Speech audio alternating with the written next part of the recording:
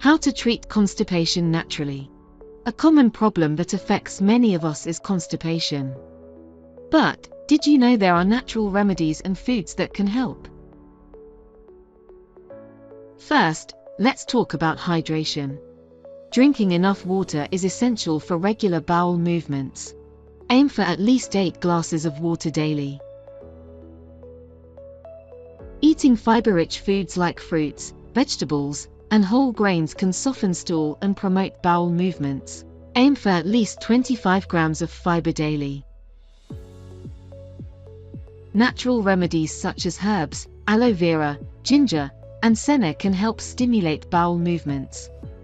But always consult with a healthcare professional before trying any new remedies. So, just to recap, staying hydrated, increasing fiber intake, and trying natural remedies can all help with constipation.